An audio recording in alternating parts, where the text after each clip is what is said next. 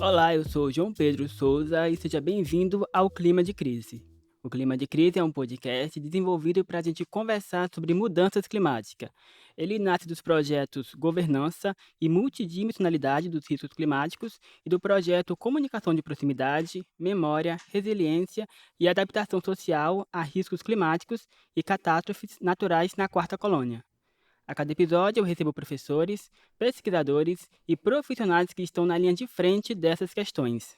Juntos, trocamos ideias, compartilhamos experiências e pensamos em caminhos para enfrentar os desafios que afetam as nossas comunidades e o nosso planeta.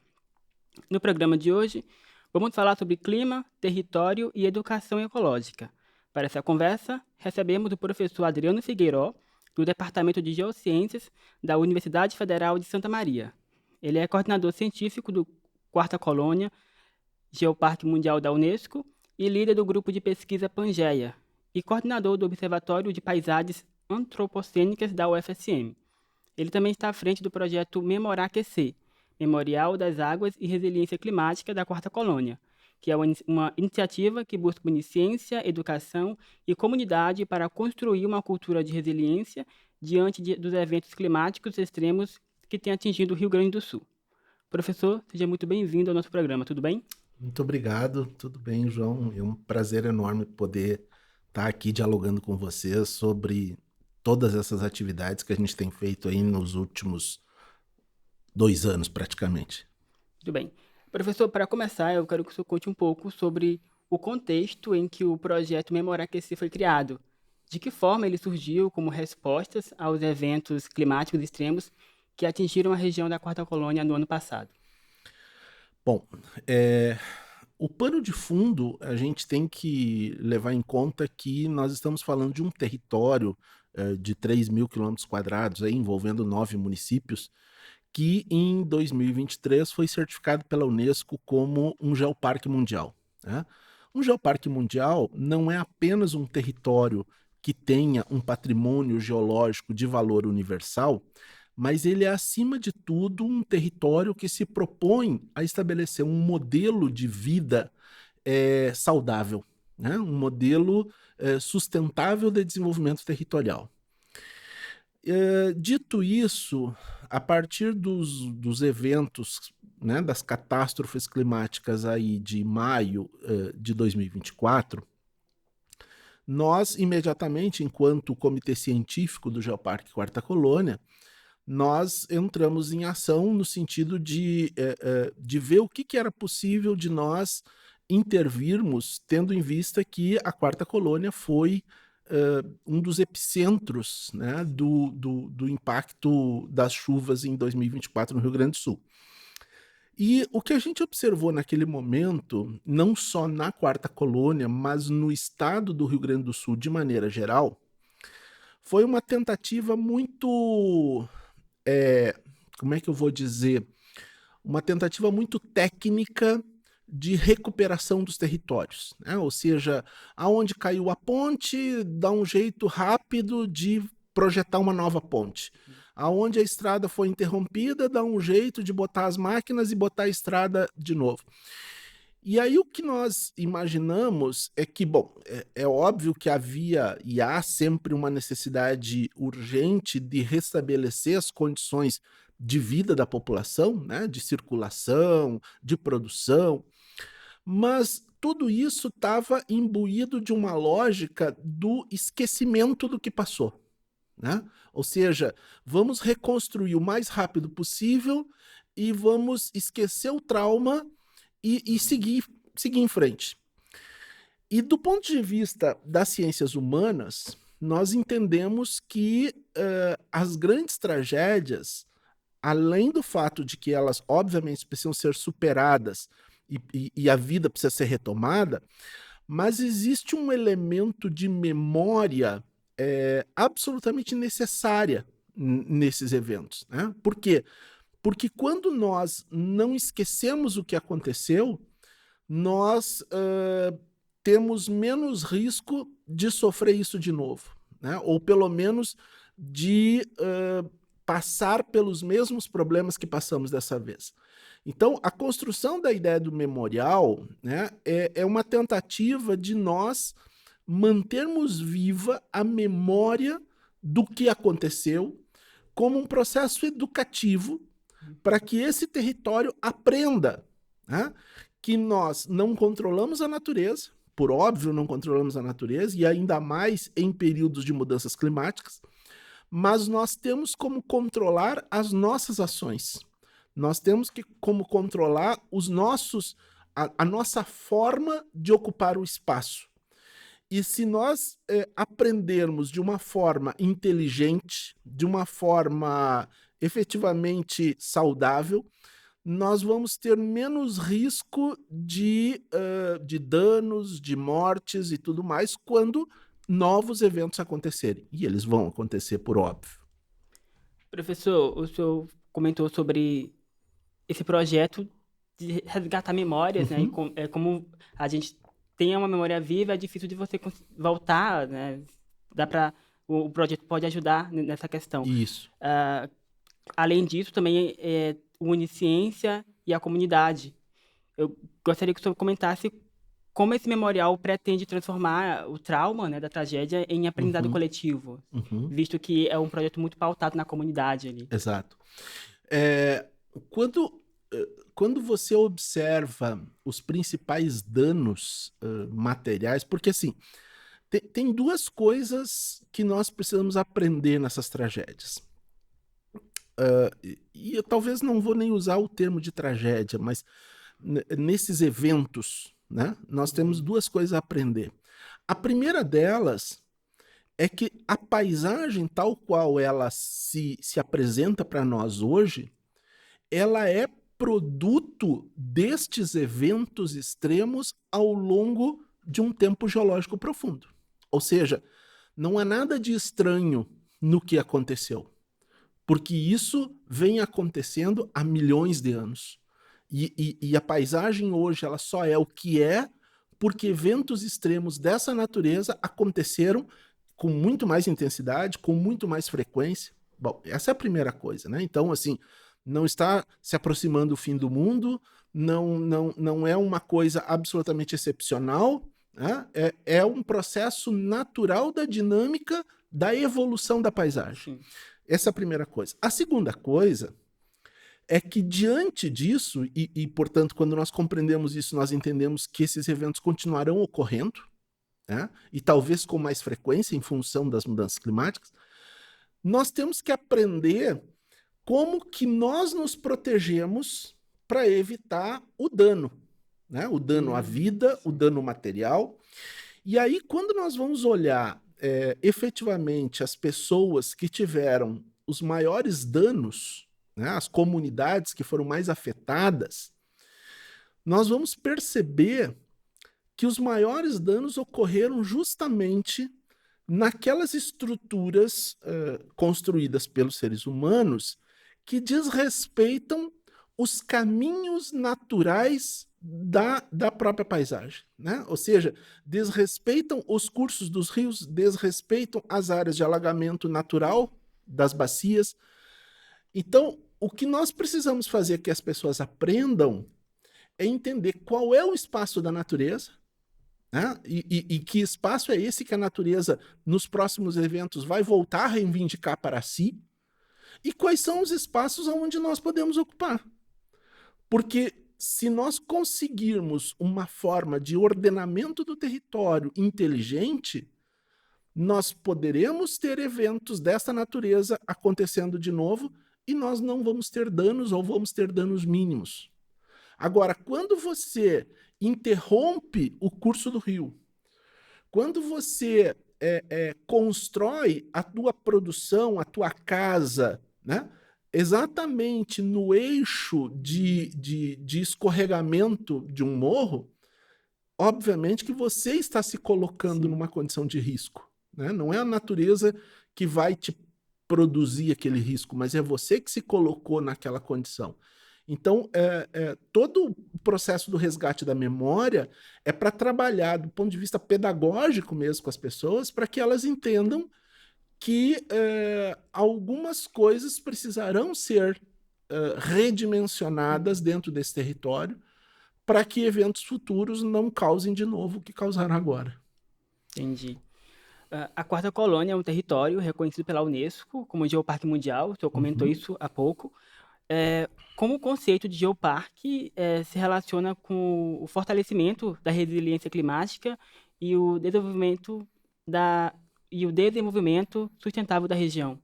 Então, isso é extremamente importante, porque os geoparques, eles são territórios, como eu dizia antes, não só territórios que têm um patrimônio geológico de valor universal, mas eles são territórios que têm a marca de uma identidade. Ou seja, quando nós chegamos em algum dos geoparques mundiais, e hoje, né, nós já temos aí com os geoparques aprovados no último ano, aí, eu acho que já chegamos a 240, 241, nós imediatamente reconhecemos um nexo de conexão entre aquela comunidade e a forma como ela vive naquela paisagem e os elementos da natureza que ali estão, né? Os geoparques, eles são modelos de um habitat sustentável. Eles têm uma filosofia pautada justamente numa ocupação inteligente do espaço que garanta a qualidade de vida para as pessoas e que garanta a conservação da natureza que está instalada, né? Então, daí a importância dos geoparques servirem, e eles têm servido, e a Unesco tem colocado como uma das prioridades dentro do programa de geociências de geoparques da Unesco, hoje está colocado como uma das prioridades a discussão sobre resiliência climática. Porque os geoparques, eles acabam servindo um pouco como um laboratório, né, para que a gente aprenda a conviver de uma forma um pouco mais respeitosa com as dinâmicas que a natureza nos coloca, né?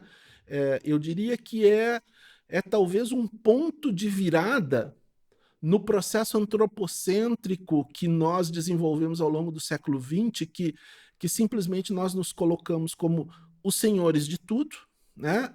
E em prol da acumulação da riqueza, nós fomos tomando conta dos rios, dos solos, das florestas, sem absolutamente nenhum cuidado, né?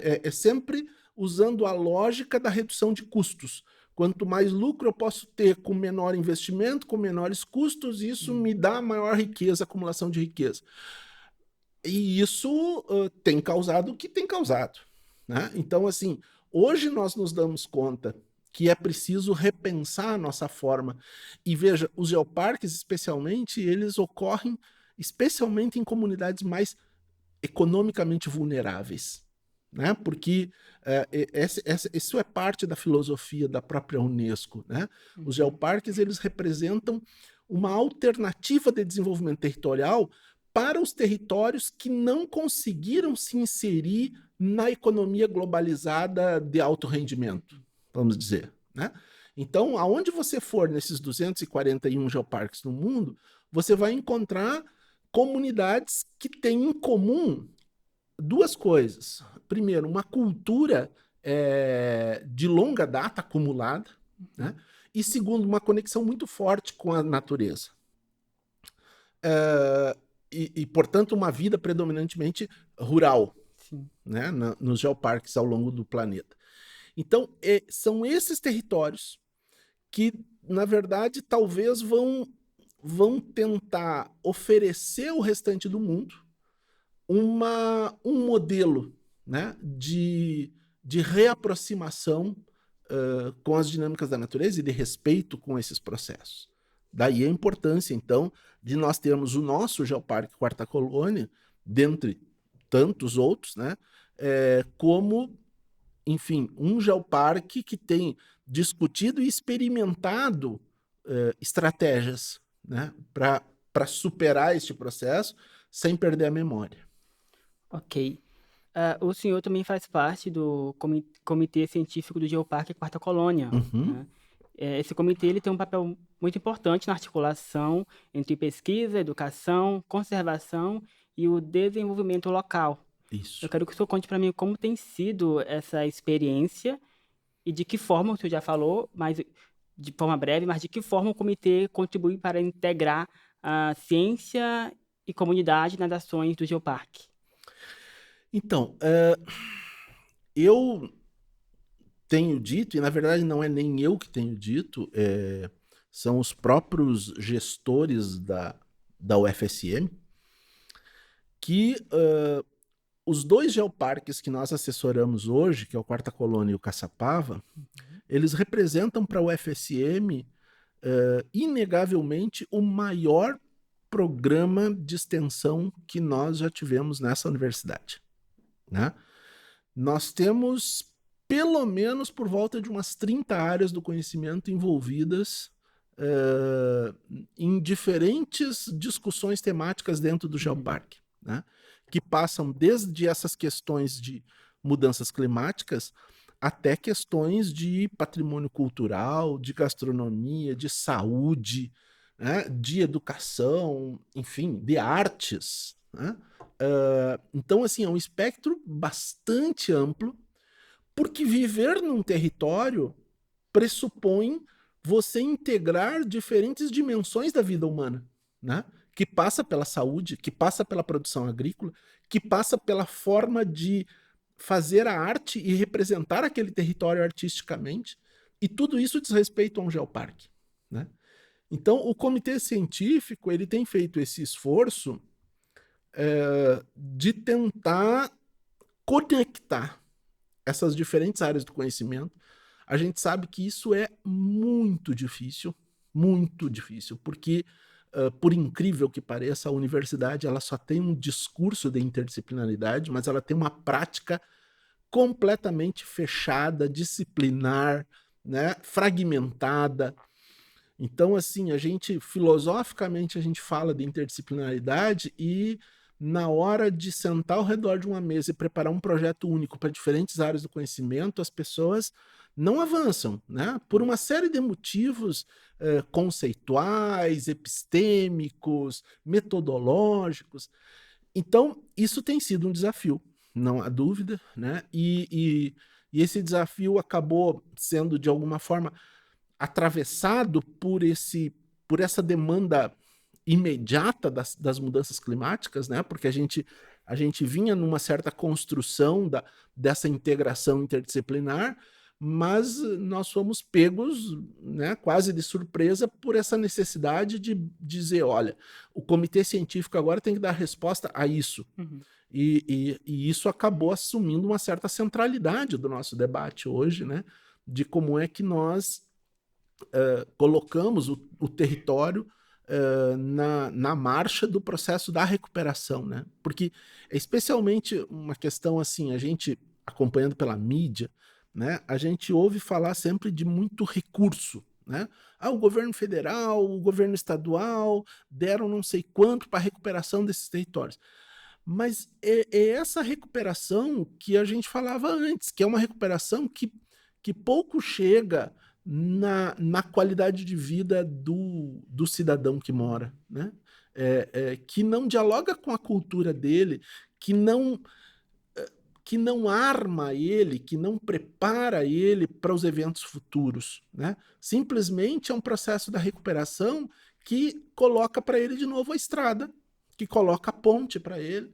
Se ele perdeu a casa, dão uma casa nova, mas em momento algum chamam ele para discutir, para que ele entenda o que aconteceu, né? E como é que ele vai se colocar nesse processo daqui para frente. Então, nós entendemos que o Geoparque ele vai fundamentalmente entrar neste vazio, né? Nesse vazio de conhecimento, nesse vazio epistêmico mesmo, né? Porque, ok, não cabe ao Geoparque oferecer às prefeituras um projeto de uma ponte nova, de uma estrada nova, e para isso já existem corpos técnicos nas prefeituras, no estado, né? Então o Geoparque ele vai entrar nesse processo para dizer assim, olha, como é que nós podemos proteger o patrimônio, porque ninguém está preocupado com o patrimônio, né? É engraçado isso, assim, as pessoas se preocupam em botar a ponte de volta a funcionar, né? Vão fazer o aterro de novo, vão dar a casa, recupera a lavoura, E ok, né? Então, assim, quando a gente pega, por exemplo, eu dizia para as pessoas, me assustou muito quando eu fui a Porto Alegre, sei lá, uns 2 meses depois da enchente, e no centro de Porto Alegre, se a pessoa não soubesse que aquilo ali tinha sido alagado, praticamente ela não saberia, porque as pessoas rapidamente, baixando a água, limparam, pintaram e a cidade estava lá, né? Então, assim, aonde fica a memória disso? Sabe? É só até a próxima enchente, né? Porque a próxima enchente vai vir de novo. Então, a gente espera, né, que nesse processo o comitê científico consiga, a duras penas aí, porque também é isso, nós precisamos das comunidades junto. E as comunidades têm as suas prioridades também. Né? Elas também estão recompondo a vida. Então, muitas vezes, é difícil você conseguir juntar essa agenda tão imediata das comunidades com essa agenda de médio e longo prazo que o Geoparque propõe. Né? Sim. Eu achei interessante o que o senhor comentou, que não é só construir pontes, e sim oferecer um espaço de formação Isso. para aquele povo, né, daquelas comunidades. O senhor chegou a falar em algumas entrevistas sobre alfabetização ecológica, Uhum. como base para a adaptação climática, né? Eu vi em algumas entrevistas. Uhum. Queria que o senhor explicasse para a gente o que significa esse conceito e por que ele é tão essencial para as comunidades vulneráveis, assim. Veja, a natureza, ela funciona como um grande sistema. E esse grande sistema, e quando eu falo um sistema, eu estou dizendo que absolutamente tudo que existe dentro da natureza, inclusive as nossas construções humanas, estão conectadas entre si. Né? Tudo troca matéria e energia, umas Uhum. coisas com as outras. Mas a gente não está acostumado a pensar assim. Né? A gente está acostumado num processo muito linear de que eu vou lá, retiro, vendo, né? Processo, vendo a mercadoria, ganho dinheiro, e quanto mais eu retiro, mais dinheiro eu ganho, e um processo cumulativo e linear. E os processos sistêmicos não funcionam dessa forma. Né? E nós, seres humanos, se nós pensarmos no nosso próprio metabolismo, nós funcionamos de forma sistêmica. É óbvio. Né? A vida saudável, ela passa por uma mente saudável, por um corpo saudável, e que envolve aquilo que eu como, aquilo que eu penso, os meus princípios éticos, né? Porque se eu focar em apenas um elemento da vida, né? Se eu trabalhar de uma forma exaustiva 20 horas por dia, o meu corpo vai responder na forma de doença. Né? Na forma de baixa imunidade, na forma de doença, na forma de tristeza. Ou seja, a vida não se completa se eu não tiver um equilíbrio. E isso funciona para o meu corpo e isso funciona para o corpo do ecossistema. E as pessoas, portanto, precisam entender que o nosso corpo está conectado com o corpo do ecossistema. Né? E buscar um equilíbrio é buscar esse diálogo com a natureza. Só que às vezes, ou quase sempre, no modo de vida acelerado que nós estamos construindo, nós não temos tempo para esse diálogo. Nós não escutamos a natureza, nós não observamos ela, nós simplesmente cruzamos por ela. Né? E cruzamos, às vezes, em alta velocidade porque estamos atrasados para alguma coisa. Então a gente está olhando para a estrada, não olha nem para a janela. A gente não sabe o que acontece ao nosso redor. E a alfabetização ecológica é quase como um pé no freio nesse processo para dizer para as pessoas, vamos caminhar? Né? Vamos caminhar devagar, caminhar em silêncio, observar, entender como a natureza funciona, entender o que ela necessita e o que ela pode nos dar. Né? A natureza está aí todos os dias nos dando N serviços ecossistêmicos gratuitamente. Ela me fornece comida, ela me fornece água, ela me fornece proteção, ela me fornece madeira e por aí vai. Né? Me fornece espiritualidade, mas em troca disso ela requer algumas coisas. Ela requer um cuidado também, né? Ela requer um respeito, ela requer um manejo com sensibilidade. E é isso que a gente precisa tentar construir desde a escola até os agricultores. e até o prefeito, né? E até o engenheiro da prefeitura. Ou seja, para que as pessoas não entendam ou não pensem, porque é equivocado pensar assim, que com tecnologia eu resolvo qualquer problema. Não, eu não resolvo. Né? Eu resolvo problemas simples. Problemas complexos não se resolvem com tecnologia. E a mudança climática está nos mostrando isso, entende? Quer dizer, como tu resolve mudança climática com tecnologia? É uma baboseira. As pessoas que acham que existe hoje, existe toda uma linha de pensamento da chamada geoengenharia, que as pessoas acham que vão botar espelhos lá em cima, né, na atmosfera, e isso vai refletir parte da radiação solar e vai reduzir a temperatura do planeta.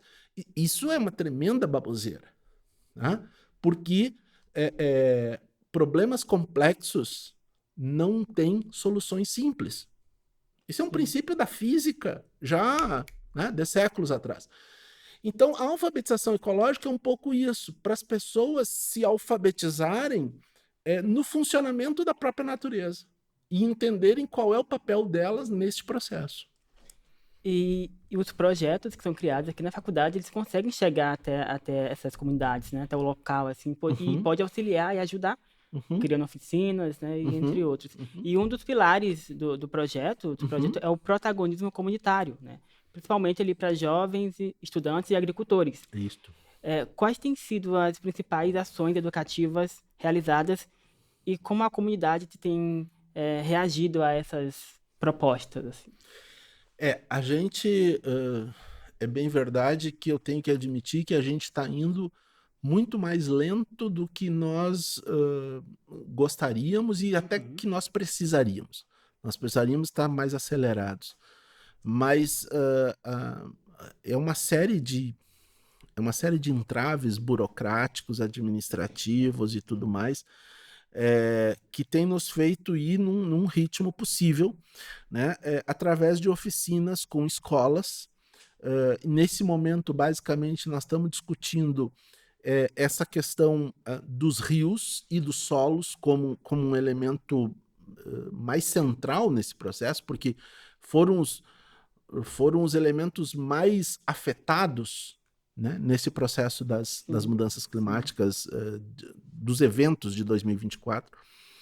Então, uma das nossas oficinas que tem gerado maior impacto e tem sido super bem aceito pelas crianças e tal, chama-se As Cores do Solo, onde nós ensinamos as crianças a fazer tinta com o solo do território, para elas entenderem que nós temos uma gama variada de cores possíveis com o solo do território. Então, isso significa que nós temos uma gama de solos diferentes, né? Elas começam a desenvolver essa percepção e essa sensibilidade de que solo não é uma coisa única, né? Por meio das cores, elas começam a perceber que existem solos diferentes e elas produzem tintas para pintar, enfim, para fazer arte com as cores dos solos, né? Com isso, a gente tem tentado trabalhar a ideia do quão rico e do quão especial é o solo que nós temos, né? Porque, veja, para que eu consiga produzir 1 centímetro de solo, eu preciso por volta de 400 anos para gerar 1 centímetro de solo. Nos eventos de 2024, nós tivemos áreas da Quarta Colônia que perderam quase 1,5 metro de solo em 3 dias de chuva. Então, se você fizer o cálculo, você vai ver quantos séculos foram perdidos em 3 dias de chuva, né? E que poderíamos talvez não ter perdido tanto se as margens dos rios tivessem com a mata que a lei diz que tem que existir e não existir, por exemplo, né? Ou seja, com algumas técnicas simples de conservação do solo, nós poderíamos ter preservado mais do nosso patrimônio. E nós perdemos. E isso que nós perdemos, nós não vamos recuperar no nosso tempo de vida nunca. né? Se eu estou dizendo que 1 centímetro é 400 anos, quantas gerações de uma mesma família cabem 400 anos para recuperar 1 centímetro de solo? Então, isso é uma loucura, né?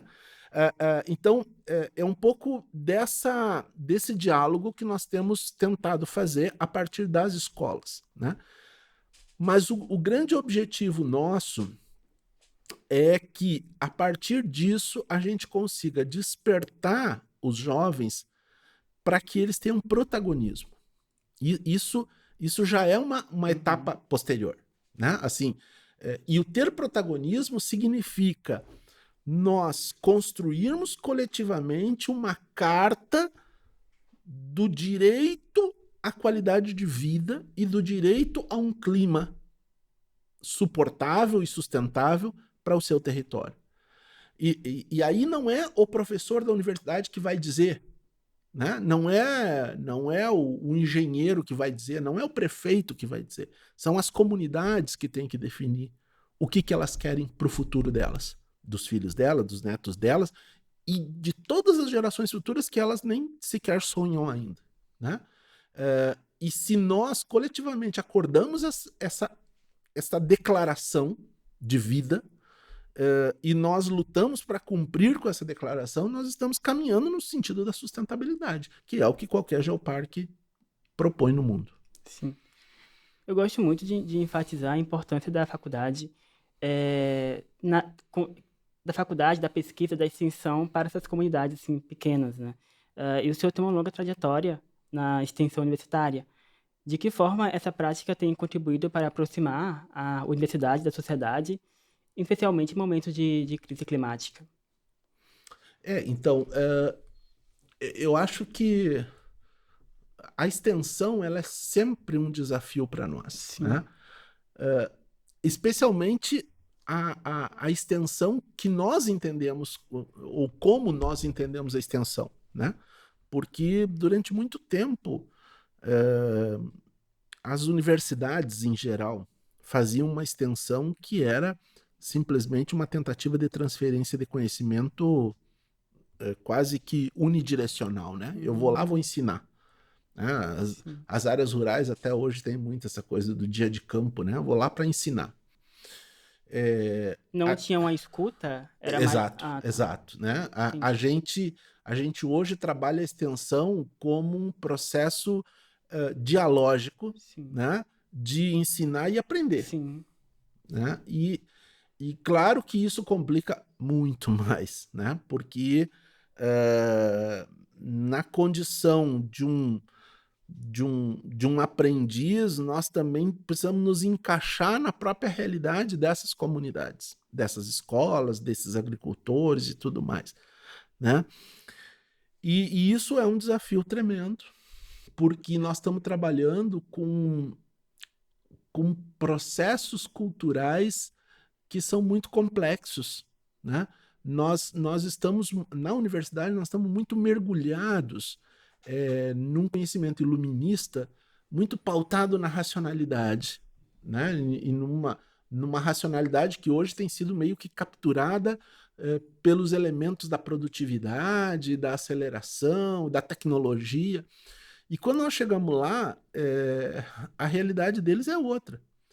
Então, assim, esse processo de levar um pouco dessa cultura daqui para lá, mas chegar lá e colocar essa cultura à prova diante de uma outra cultura que tem um tempo mais lento, que tem um tempo mais atravessado por elementos de espiritualidade, às vezes, por elementos, às vezes até da irracionalidade, né?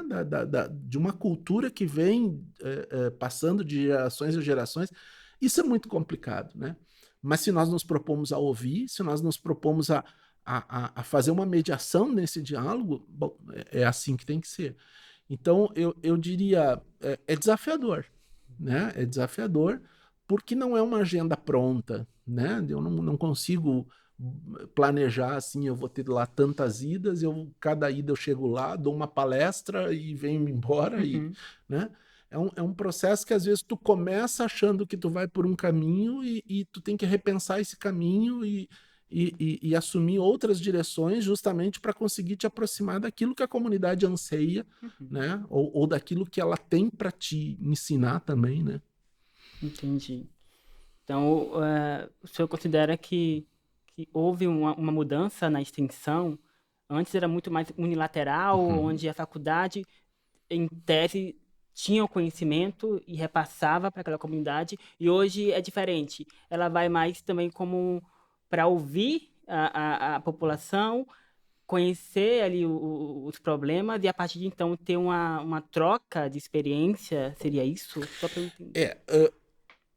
Veja, a, a universidade hoje, ela tem o grande desafio de inserir a complexidade no seu próprio raciocínio científico. Que isso não é normal, não é comum, né? Porque o processo pedagógico dentro da universidade, ele é um processo, via de regra, de simplificação, né? Ou seja, para qualquer área do conhecimento que tu pensar, né? Mas assim, tu pega a realidade do mundo, tu decompõe, é um processo, digamos assim, que nós aprendemos a fazer desde Descartes, né? Nós decompomos essa realidade do mundo em tantas partes quantas forem possíveis, distribuímos ao longo de 4 anos, ou 5 anos, ou 6 anos em diferentes disciplinas. Cada disciplina tem o seu professor que pouco dialoga com as outras disciplinas, né? Parece sempre uma coisa óbvia, e não é óbvio, não é nada óbvio. E aí o grande problema é, bom, tu tem esse processo de formação que é fragmentado. Só que aí que tu chega lá na extensão e tu te depara de novo com a complexidade do mundo, que é única, né? Não tem fragmentação lá. Entendi. E aí tu chega lá e tu tem que fazer na tua cabeça o diálogo, primeiro, de tudo que tu aprendeu fragmentado aqui e de como é que isso se cruza para tu dialogar com aquele agricultor lá que tem uma realidade complexa e que quer uma resposta, né? Então, e aí eu diria, a tentação e o apelo para que a gente ofereça uma resposta simples para ele é muito grande, né? Porque a gente pode se revestir de todo um aparato técnico, inclusive na nossa linguagem, né? E nós podemos chegar lá e oferecer para ele a resposta simples e sair como os doutores da, né? Não, eu vim aqui e te trouxe este conhecimento. Mas este conhecimento que tu oferece de uma forma simples, ele, via de regra, é ineficaz. Ele não atende à necessidade, né? Então, eu diria, talvez o maior desafio hoje para nós é superar esse nosso conflito interno, né? De como é que eu rearranjo o conhecimento para chegar lá e interpretar aquela realidade que é única à luz desse meu conhecimento que é, né? E isso não ocorre sem estranhamentos, né? Sem conflitos, inclusive internos dentro da universidade, entende? Porque quando você pega os detentores do conhecimento de cada caixinha, né? E que o cara olha para a tua prática extensionista lá, tu fez desse jeito, não, mas isso não se faz assim, porque na minha área tu tinha que ter feito dessa forma, daquela forma. Aí o outro diz, não, mas é porque na minha área não sei o que. E aí tu diz, não, mas eu fiz assim, né? Eu fiz assim porque era como a realidade estava posta para mim naquele momento e foi a forma como eu consegui fazer.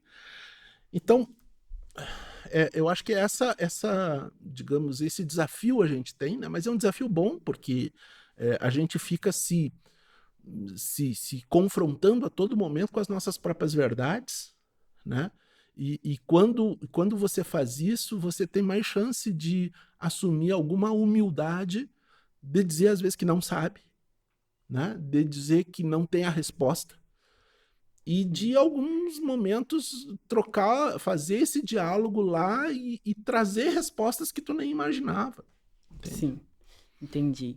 O senhor costuma dizer que o conhecimento é a base da adaptação climática.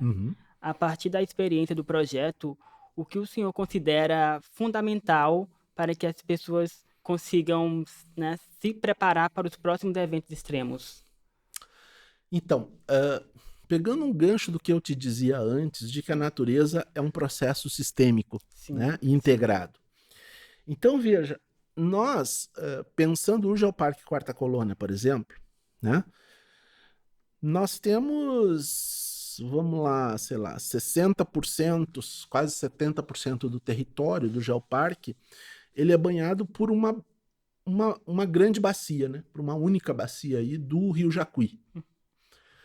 A bacia do Rio Jacuí é a segunda maior bacia hidrográfica do Rio Grande do Sul.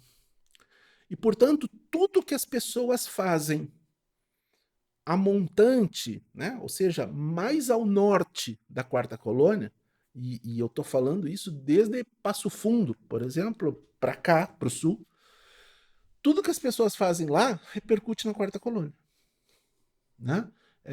A Quarta Colônia exatamente o ponto aonde a bacia do Jacuí desce do Planalto para entrar na depressão central do Rio Grande do Sul.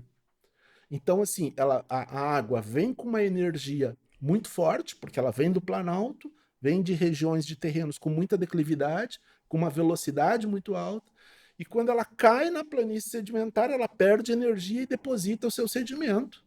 Né? E, portanto, todo esse solo que o Rio Jacuí vem trazendo do norte do estado, ele vai depositando de Faxinal do Soturno até Porto Alegre. Né? E é por isso que, obviamente, nós temos essa riqueza toda em lavoura de arroz, né? Em Faxinal, em Polesine, em Cachoeira do Sul e por aí vai, toda essa... Então, mas ao mesmo tempo que eu estou falando, digamos, de uma riqueza que o rio sempre nos fornece, né? Em momentos de eventos extremos, nós temos que também entender o que esse rio vai demandar de nós, né? Porque nós estamos sim. falando da segunda maior bacia do estado com um volume de água. Veja, se eu pensar, por exemplo, abril de 24, eu tenho a chamada normal pluviométrica da região da Quarta Colônia aqui, estaria em torno de uns 100 milímetros de chuva, né? A normal. Em abril de 24, nós tivemos quase 1.100 milímetros. Ou seja, você tem num mês, você tem mais de 10 vezes o que era esperado de chuva. Obviamente que tem que ter lugar para botar essa água toda, né? Porque nós estamos falando dessa água que está descendo do estado inteiro e que passa pela Quarta Colônia.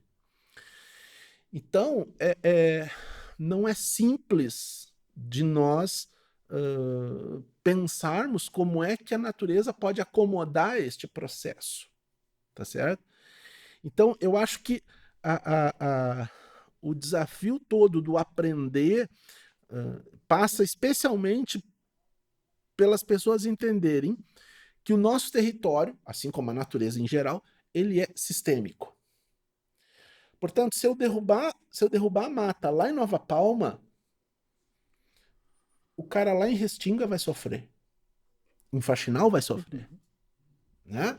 Quer dizer, se eu construo a barragem lá em Pinhal Grande, isso num período de seca extrema, porque também tem isso, né? Agora nós estamos falando de eventos extremos de chuva, mas isso vai ser Sim. intercalado ao longo da história com eventos extremos de falta de chuva.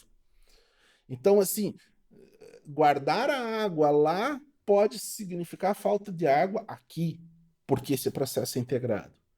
Então, eu diria que, e isso é a alfabetização ecológica, né? Talvez esse é o maior desafio para nós pensarmos a sustentabilidade do território. Como é que as pessoas podem compreender que esse território conversa de forma integrada à natureza dele, né? E que, portanto, não é porque esta mata está na minha terra. Então, se ela está na minha terra, na minha propriedade, eu tenho direito a fazer o que eu quiser com ela, e todo mundo que está abaixo de mim, que se dane, né? Se o cara que está acima de mim pensar da mesma forma, quem vai se danar sou eu. Sim. Então, assim, nós precisamos restabelecer pactos de vida que recolocam um debate ético. Porque o grande problema da modernidade, né, enfim, extrapolando, mas é isso, o grande problema da modernidade é que nós substituímos a ética pelo jurídico, pelos contratos. Né? A nossa sociedade ela abandonou os princípios éticos e ela se pauta hoje pelas regras contratuais. Então, assim, se não está escrito que eu não posso, então eu posso. Né? E aí eu faço. Mesmo que seja errado. Essa lógica do certo e do errado, ela precisa ser retomada na nossa discussão. Né? Porque, assim, se é errado, não é porque a legislação permite que eu vou fazer, porque é errado. Né? Então, assim, e aí a vida se torna muito mais simples, inclusive, entende? Porque é muito mais fácil você saber o que é certo e o que é errado do que você decorar todos os códigos jurídicos para saber se existe alguma legislação que proíbe ou que permite que... Nós nos perdemos. Claro, é a complexidade da nossa sociedade, eu não estou... Não temos como voltar atrás desse processo, mas nós nos perdemos em contratos jurídicos. Sabe? Nós estamos fazendo uma lei para regular outra lei, e aí nós hoje acabamos todos no tribunal. Né? Qualquer relação social hoje se estabelece a partir de processos jurídicos. Enquanto que se nós tentarmos minimamente resgatar um pouco do processo da solidariedade, da cooperação, do respeito, nós vamos evitar um monte de processos jurídicos, entende? Porque nós vamos aprender a conviver, né? A viver com o outro. Né? E às vezes o outro não é o outro ser humano, é o outro ente da natureza também, né? Porque o rio tem os seus direitos, a floresta tem os seus direitos, né? No sentido da ética. Sim. Porque são seres.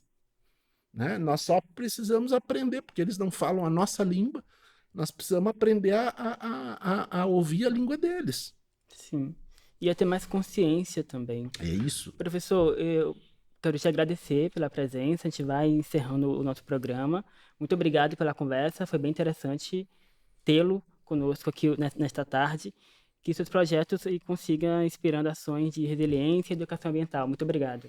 Obrigado a vocês. E lamento que o tempo seja sempre tão curto, porque essa é uma história que vale a pena a gente ficar, né, por longo tempo conversando, mas estamos sempre à disposição aí para voltar, para continuar dialogando, e estamos no território, né, conversando com as pessoas. Que bom. Muito obrigado pela oportunidade. Obrigado. E você que nos ouve até aqui, até o próximo episódio do Clima de Crise. As coordenadoras do projeto é a professora Ada Cristina Machado Silveira e a Aline Rocha Dalmolin. Na apresentação, eu, João Pedro Souza, direção Camila Rodrigues, gerência de projeto Daphne Pedroso e Maurício Fanfa, roteiro João Pedro Souza e Maria Fernanda Dias, produção Tayane Cardoso e João Pedro Souza, desenho de áudio João Pedro Vandessan, equipe técnica João Vitor de Almeida, Rafael Silveira e Rafael Baldi, e também o Rodrigo Santiago. Apoio financeiro FAPERGS, Proect CAPES e Proequipamentos CAPES. E também o apoio institucional, o POSCOM, o Estudo 21, a Coordenadoria de Comunicação da UFSM e o Laboratório Intermídia. Até a próxima.